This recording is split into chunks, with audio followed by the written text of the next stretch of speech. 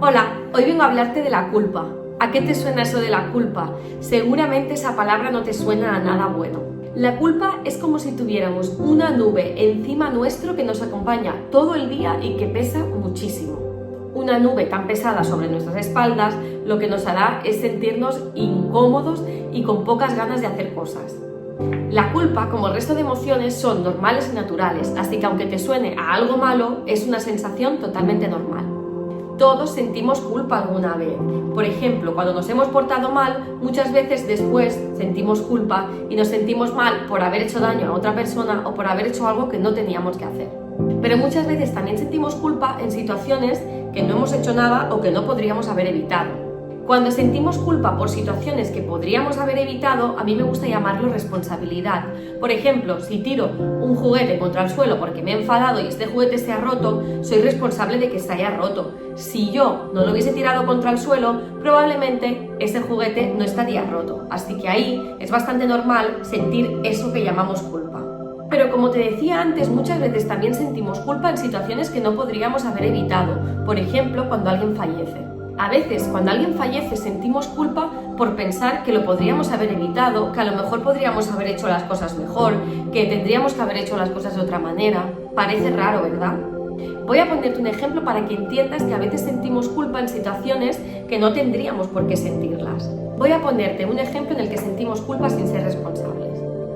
Imagina que estás en el parque jugando con un amigo o una amiga a fútbol.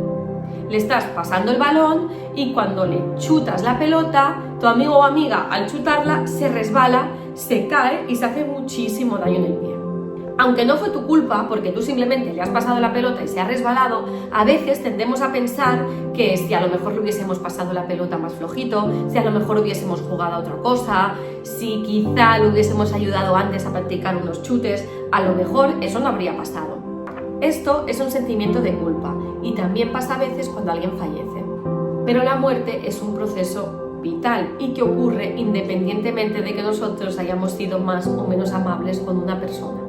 Esa persona ya no está con nosotros, pero no porque nosotros pudiéramos haber hecho las cosas distintos, ser más amable, utilizar otras palabras. No tiene nada que ver con nosotros, ni tenemos culpa ni lo merecemos, simplemente es un suceso que ocurre como parte de nuestro proceso vital y natural. Muchas veces nos invade la culpa pensar todo aquello que podríamos haber dicho o hecho con aquella persona.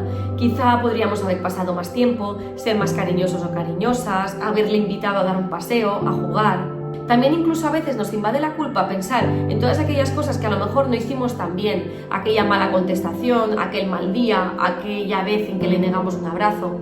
Y esto nos hace sentirnos aún más culpables. Es importante que sepas que sentir culpa forma parte del duelo y es normal, aunque eso no quiere decir que seas culpable o que merezcas esa sensación.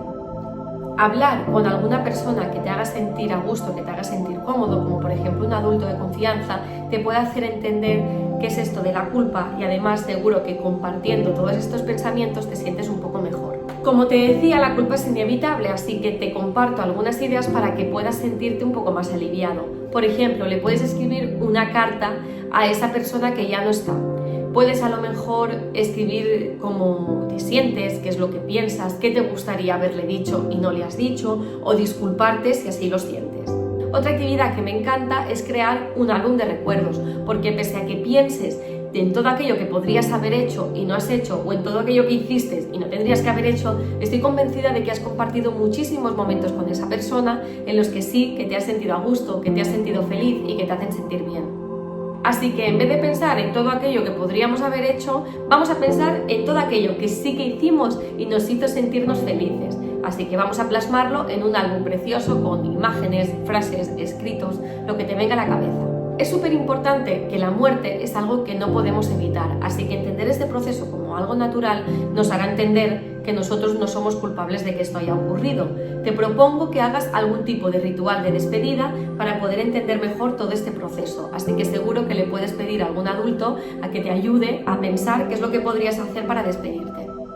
Que intentemos alejar la culpa de nosotros en una situación como esta es totalmente necesario, pero eso no quita que en otras circunstancias sí que a lo mejor somos responsables de cosas que han pasado. Así que para manejar la culpa en nuestro día a día, más allá de este tipo de situaciones, es importante que también sepamos perdonarnos a nosotros mismos y pedir perdón. Es súper importante también que tengas súper en cuenta que pese a que sientas esa nube súper pesada en tus hombros, eso no quiere decir que te la merezcas.